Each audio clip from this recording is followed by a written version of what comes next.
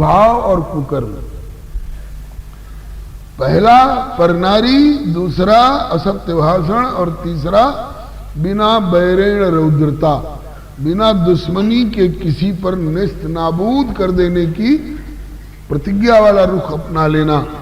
जानती हूं, कहती है कि स्मारहे न तो शिक्षा है, शिक्षा नहीं दे रही हूं, सुना हुआ स्मरण दिला रही हूं, मन माने तो। असत्य भाषण आप में नहीं है, कभी आप असत्य भाषण करते नहीं है। पर नारी दोष भी आप में न था, न है, न आगे होने की संभावना है। लेकिन आज तीसरा दोष आपके उज्जवल कीर्ति रूपी पताका को कलंकित करने जा रहा है। तीसरा दोष कौन? बोले बिना बैरेण रौद्रता, बिना दुश्मनी के किसी के प्रति नष्ट कर देने का, सत्यानाश कर देने की प्रतिज्ञा वाला दोष। राक्षसों ने आपका क्या बिगाड़ा? किस हैसियत से आपने ये प्रतिज्ञा की है? भगवान की हैसियत से? तो भगवान भी ईश देई फल हृदय विचारी, कि कर्मों के पूर्वापर का विचार करके तब फैसला करता है। राजा की हैसियत से राजा भी दोनों पक्ष का सुनने के बाद फिर कानून की कसौटी पर कस के तब फैसला किया करता है। दोनों दृष्टि से राक्षस आपके द्वारा दंडनीय अभी तक नहीं है। ये ऋषि लोग कह रहे हैं, इनकी करुण पुकार सुनकर करुणा उमड़ गई, तो राक्षसों को बुलाते और राक्षसों से पूछते, क्यों जी तुम इन लोगों को क्यों सताते हो, इनको मार मार के क्यों खा रहे हो तुम लोग? और अगर वे उत्तर दे देते आपके छोटे भाई के फैसला के तरह, काहू न को दुख सुख कर दाता, निजकृत कर्म भोग सब भ्राता। कोई किसी को दुख सुख देने वाला नहीं, अपना ही किया हुआ पिछले जन्म का कर्म अब हमारे लिए प्रारब्ध बनकर फल देने वाला होता है, आता है सामने और भुगतना पड़ता है। हो सकता है इन ऋषि मुनियों ने पिछले जन्म में इनको सताया हो और वे अब इस जन्म में उस पूर्व जन्म के कर्म का बदला लेने के लिए, अपना कर्ज चुकाने के लिए आ गए हो। एक व्यक्ति ने किसी से 10,000 रुपया लिया, कह करके 10 दिन में दे दूंगा, और 10 दिन क्या 10 साल हो गया वो देने का नाम नहीं ले रहा है, और देने वाली स्थिति में है, नहीं देता, जाओ जो चाहो सो कर लो। उसने केस किया, फैसला हो गया कि उसका माल कुर्क करके, जब्त करके और इनका ये कर्ज चुकाया जाए। बदले में उसकी गाय खोल करके सरकारी फैसला पर वो लेके जा रहा है। अब वो चिल्लाए, देखो जी हमारी गाय लेकर के ये जा रहा है, देखो देखो बचाओ बचाओ। दौड़ के और गाय ले जाने वाले को मारे, क्यों रे तुम इसकी गाय क्यों ले जा रहे हो? अरे भाई इसने हमसे 10,000 रुपया लिया था और लौटा नहीं रहा था, केस हुआ, उसमें हमारी डिग्री हो गई है, अब नीलामी में मैं इसकी गाय लेकर के जा रहा हूं, मैं दोषी हूं।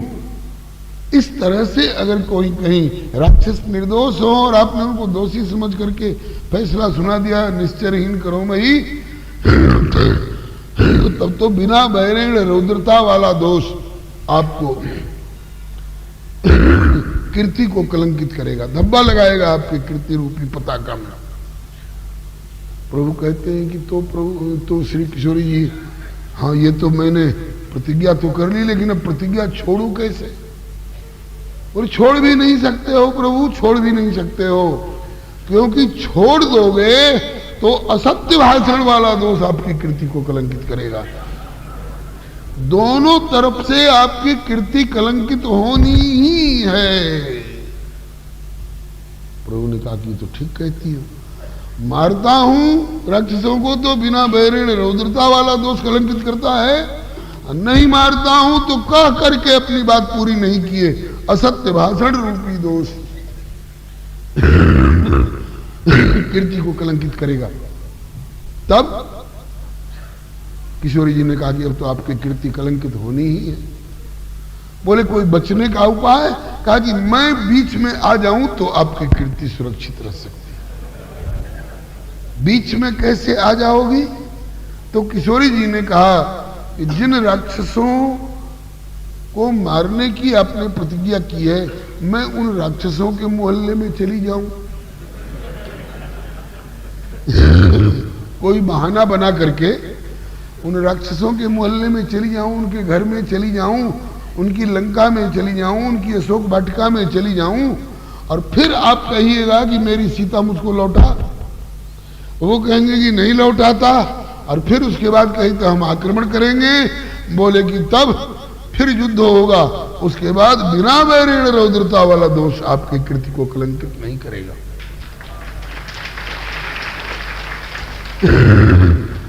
बिना वैरेण रौद्रता वाला दोष आपकी कृति को कलंकित नहीं करेगा, आपकी कृति बच जाएगी ना? बोले हाँ, और असत्य भाषण भी नहीं होने पाएगा, आप उनको मारेंगे, अपनी प्रतिज्ञा पूरी करेंगे, निश्चरहीन करो मैं। तो कहा कि आप लंका में जाइएगा, ये उन दुष्टों के जो किसी की गाय खा जाते हैं, किसी की पत्नी को झपट लेते हैं और किसी का क्या क्या कर डालते हैं, उनके यहाँ जाओगी? कहा कि हाँ। तो कहा कि आपको बहुत कष्ट देंगे, यातना देंगे। तो कहा कि प्रभु मैं तो यह सोच करके ही धाम से आपके साथ अवतार लेने की प्रेरणा देकर के आई हूं। बेटा पिशाच बन जो माँ का, ले काट कलेजा भी निकाल, तो भी उस कटे कलेजे से स्वर निकलेगा, खुश रहो लाल। माता न कुमाता हो सकती, हो पुत्र कुपुत्र भले कठोर, सब देव देवियां एक और, ऐ माँ मेरी तू एक और। तब प्रभु के आंखों में आंसू फिर भरे आए और बोले कि हे श्री किशोरी जी, मेरी कीर्ति को सुरक्षित रखने के लिए, कलंक से धब्बा से बचाने के लिए अगर आप लंका जाने के लिए तैयार हो, तो मैं भी अब संकल्प करता हूं कि मैं आपको लंका नहीं जाने दूंगा। तो काम कैसे बनेगा?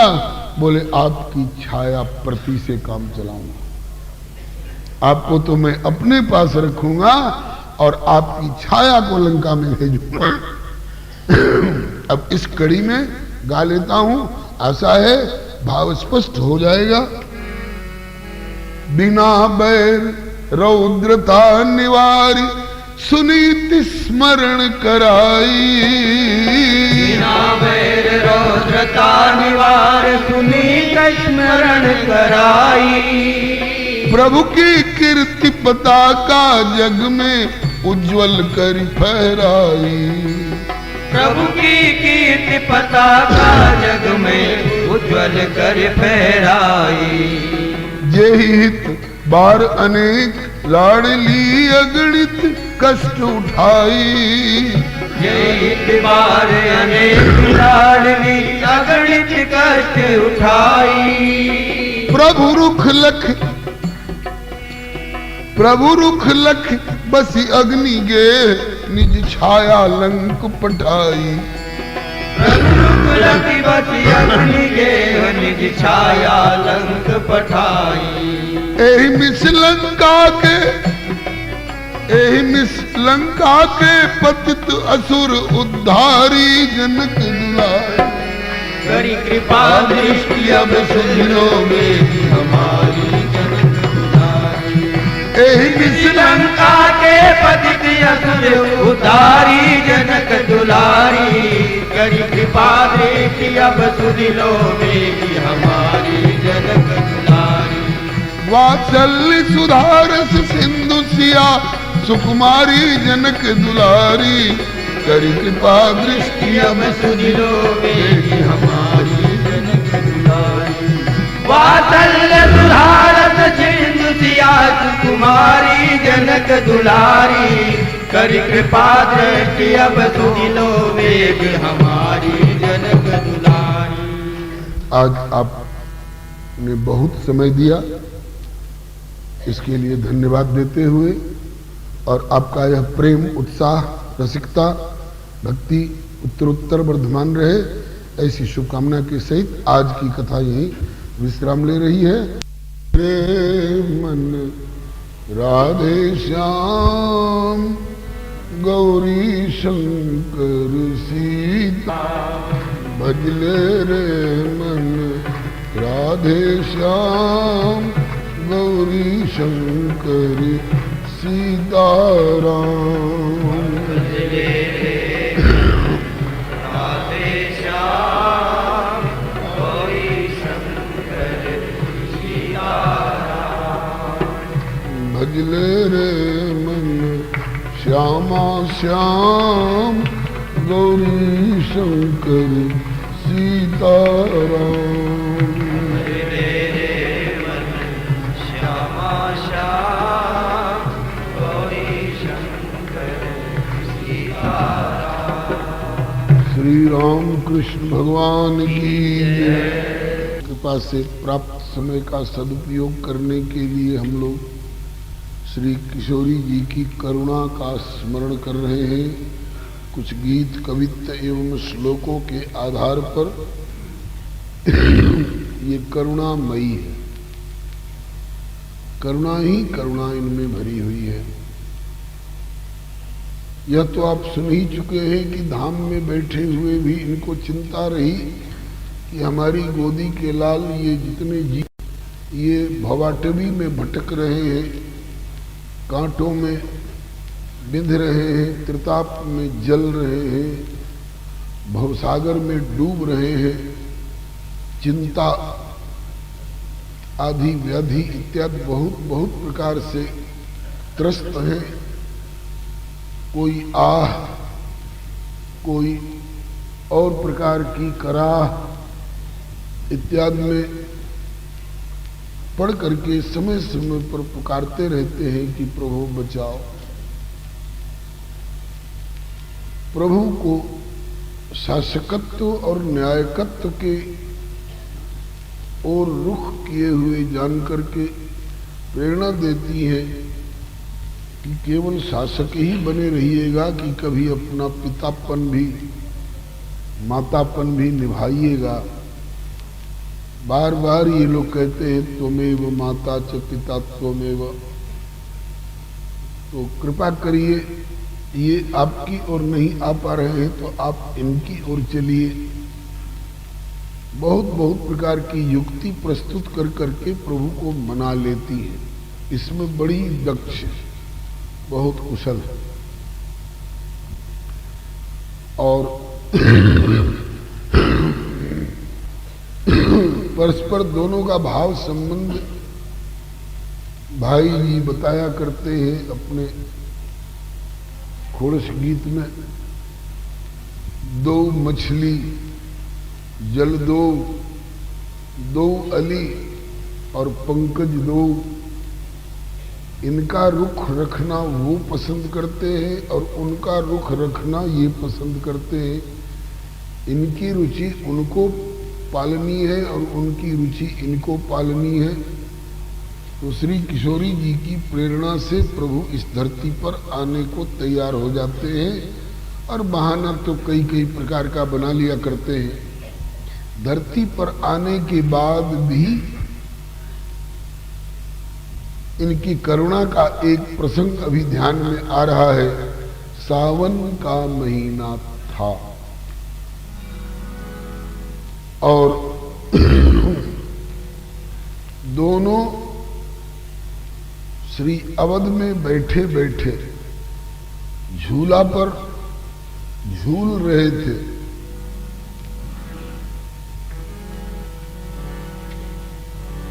झूलत राम राजीव नैन, झूलत राम राजीव नैन, झूलत राम राजीव नैन, झूलत राम राजीव नैन। राजीव नयन माने कमल के समान जिनके नयन है, कमल नयन प्रभु झूल रहे हैं। हमें जिज्ञासा हुई कि हमारी सिया जी कहाँ है, अकेले क्यों झूल रहे हैं?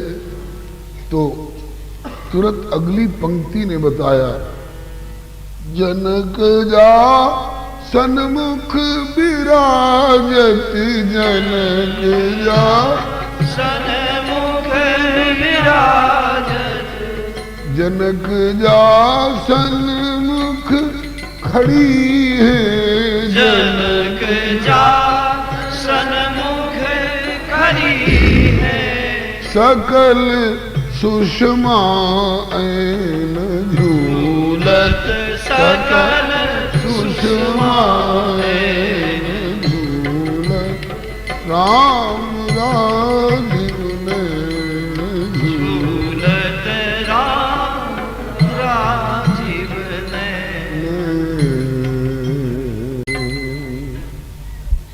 राजीव नैन राम झूल रहे हैं और जानकी सामने खड़ी है। हमको ये बात कुछ अटपटी सी लगी, राम जी अकेले क्यों झूल रहे हैं, सिया जी को सामने उतार के खड़ा क्यों कर रखा है?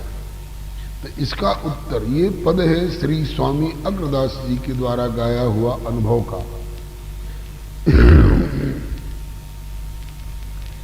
श्री भक्तमाल ग्रंथ के रचयिता श्री नाभा स्वामी जी के गुरुदेव हैं स्वामी श्री अग्रदास जी। श्री चंद्रकला सखी जी के अवतार बताए जाते हैं। तो ऐसे सिद्ध पुरुष की वाणी अनुभव पूर्ण हुआ करती है। जिज्ञासा हुई कि श्री किशोरी जी कहाँ हैं? बोले सामने खड़ी हैं। बोले सामने खड़ी क्यों है? इसका उत्तर काशी नरेश के राजगुरु स्वामी श्री काष्ठ जी होदेव तीर्थ स्वामी जी ने दूसरे गीत में दिया। बैठी तो श्री किशोरी जी भी झूला पर ही थी पहले से, दोनों साथ साथ झूल रहे थे, लेकिन झूलते झूलते श्री किशोरी जी के मन में एक भाव उठा। क्या? राम ही डोरे झूलत, सिया जो की करुणा झलक परी। राम ही डोरे झूलत, सिया जो करुणा झलक परी।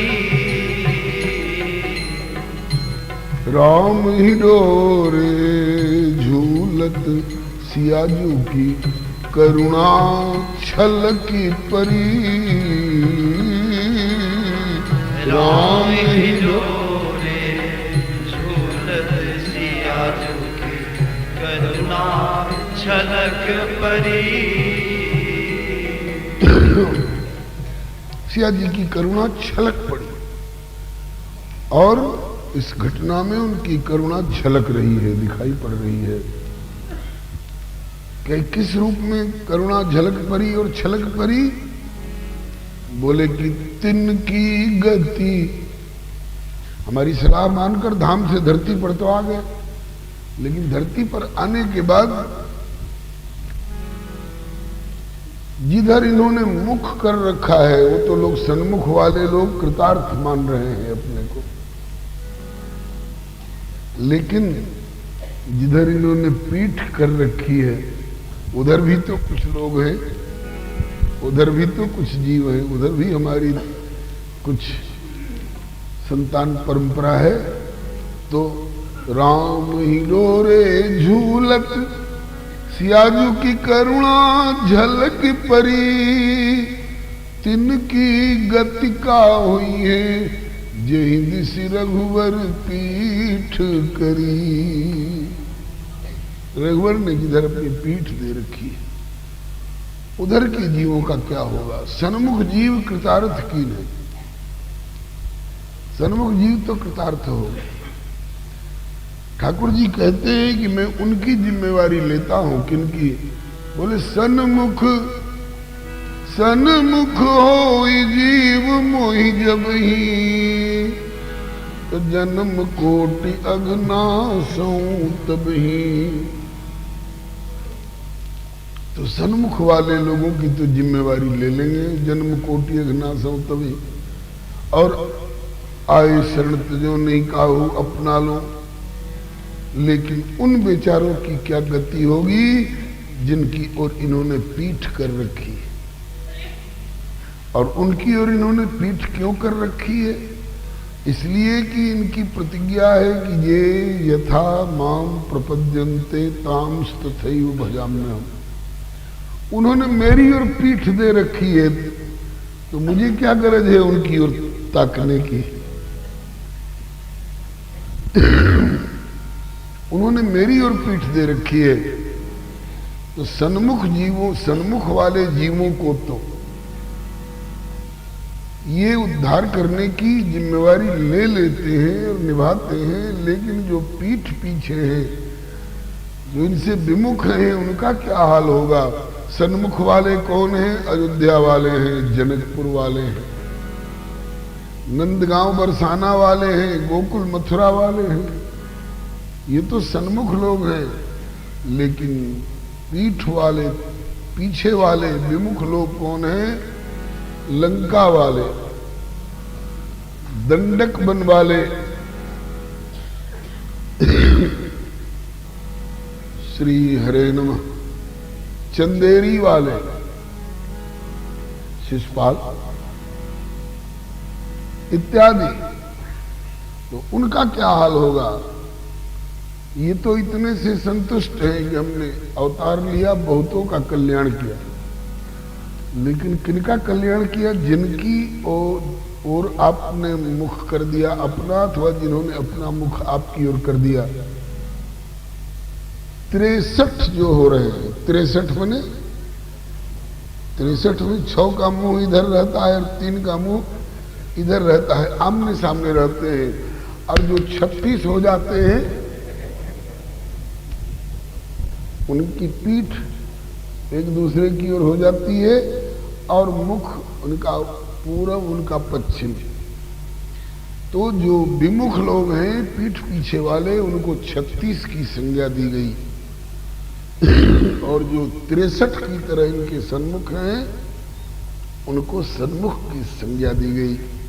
तो सन्मुख की जिम्मेवारी तो इन्होंने ले ली है।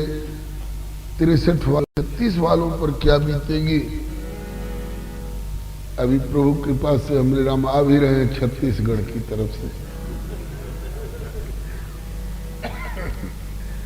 श्री हरे नमः। उस जंगली क्षेत्र में आता है, जिस जंगली क्षेत्र के लोग, वैसे सब वैसे नहीं है। ये मध्य प्रदेश का पर्वतीय और वन्य भाग है। तो चित्रकूट में भी लोग हैं ऐसे, जिनको इनसे कोई मतलब नहीं। अपना उठते ही उठते धनुष्पान उठाए, सियार मारे, बिलगोह मारे, खरगोश मारे, कबूतर मारे, बस अब पेट भरने लायक हो गया। पाप करत निश्वासर जाही, नहीं कटिपट नहीं पेट अभाग अघाही। उन लोगों का क्या हाल होगा। इसलिए श्री किशोरी जी को उनकी चिंता लग गई। तो झूला पर बैठे ही ये विचार उठा। तो श्री सिया जी ने स्वयं प्रस्ताव किया कि प्रभु जरा झूला रोकिए। किस लिए? कहा कि मैं जरा उतरूंगी झूले पर से। किस लिए? आपको बहाना तो चाहिए। अगर ये कहें कि पीछे वालों की जिम्मेवारी निभाने के लिए, तो प्रभु कहेंगे छोड़िए, जब वो हमारी ओर पीठ किए हुए हैं तो हमें क्या गर्ज है। लेकिन सो नहीं कहके किशोरी जी ने बहाना बना लिया। क्या बहाना बना लिया? प्रभु की ओर देख करके, और एक बहाना बहुत बढ़िया मिल गया। प्रभु झूलते झूलते हवा के तीव्र झोंके से आपकी कलंगी जो है ना, थोड़ी टेढ़ी हो गई है, तो उसको जरा सीधी कर दूं। तो लगे अपने से यूं करने।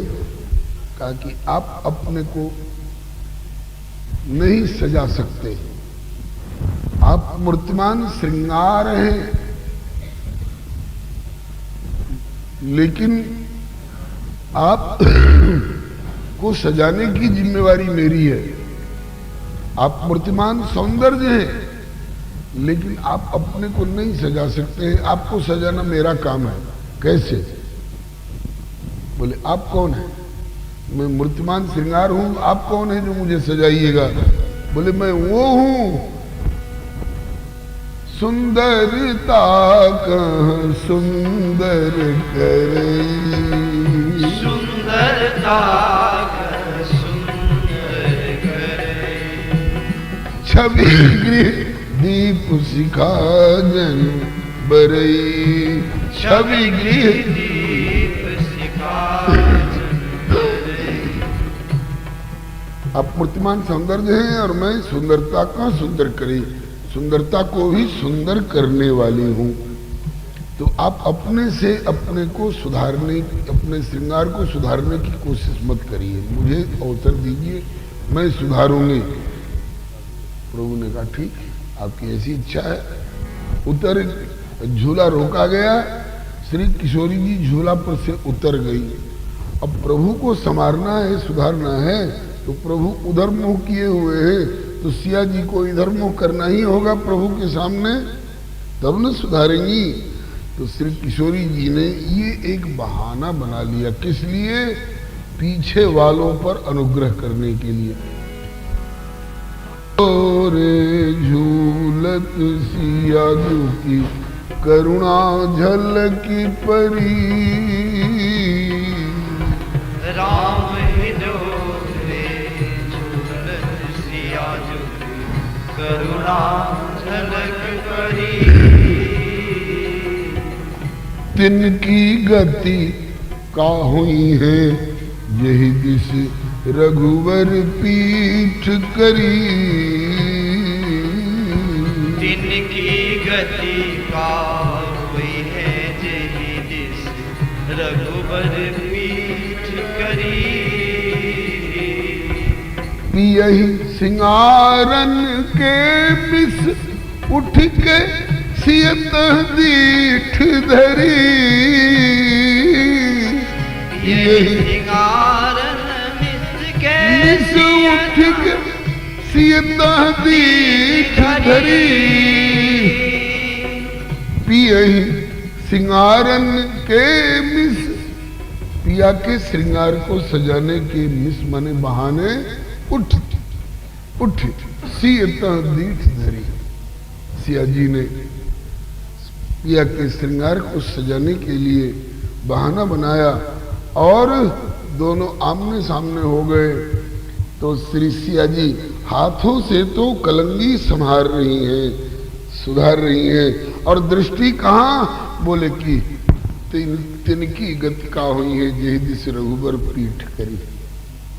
तो आमने सामने हो जाने पर तो स्वाभाविक है इनकी दृष्टि इधर वालों पर पड़ रही है, तो सिया जी की दृष्टि उधर वालों पर पड़ रही है। कहा कि सम्मुखों की जिम्मेवारी आप लीजिए, लेकिन विमुखों की जिम्मेवारी मैं ले रही हूं। लायक सुपूत पर तो आप ममता दिखाइए, लेकिन मैं चूंकि मां हूं इसलिए मैं कुपूतों को भी बिना खिलाए कुछ मुंह में नहीं डालूं। पिए सिंगारन के मिस उठ उठ सियता दीठ धरी।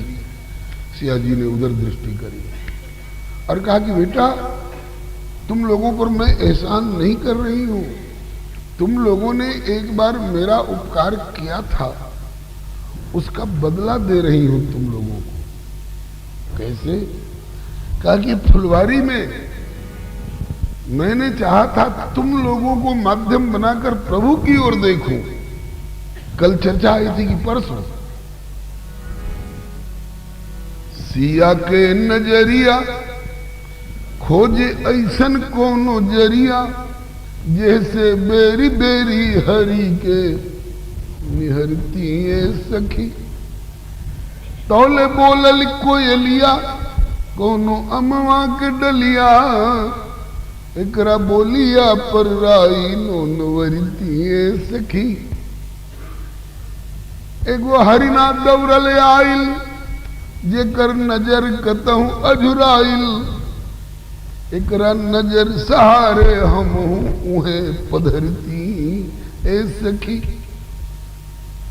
तो फुलवारी में ए मेरे प्यारे जीवो, तुमने माध्यम बन करके मुझे प्रभु को अवलोकन करने का अवसर दिया था। आज मैं उसका बदला तुम लोगों को दूंगी। मैं प्रभु को माध्यम बनाऊंगी और देखूंगी तुम लोगों की ओर। फुलवारी में देखन मिस मृग विहंग तरु फिरई बहोरी बहोरी। तुम लोगों को देखना मेरा लक्ष्य नहीं था, देखना मेरा लक्ष्य था प्रभु। लेकिन प्रभु को देखने के लिए मैंने बहाना तुम लोगों का लिया, देखन मिस मृग विहंग तरु। और आज देखना तुम लोगों की ओर है, लेकिन मैं बहाना आज प्रभु को बनाऊंगी। इसलिए पिया ही सिंगारन के मिस उठ उठ सियतः दीठ धरी। तो सन्मुख वालों का कल्याण हो गया, पीठ पीछे वालों का कल्याण हो गया। अब रह गए दाहिने वाले और बाएं वाले। तो दक्षिण मार्ग से आने वाले ये अनुकूल लोग हैं, तो इनकी जिम्मेवारी तो प्रभु ले लेंगे। जो अनुकूल्य से संकल्प प्रतिकूल्य से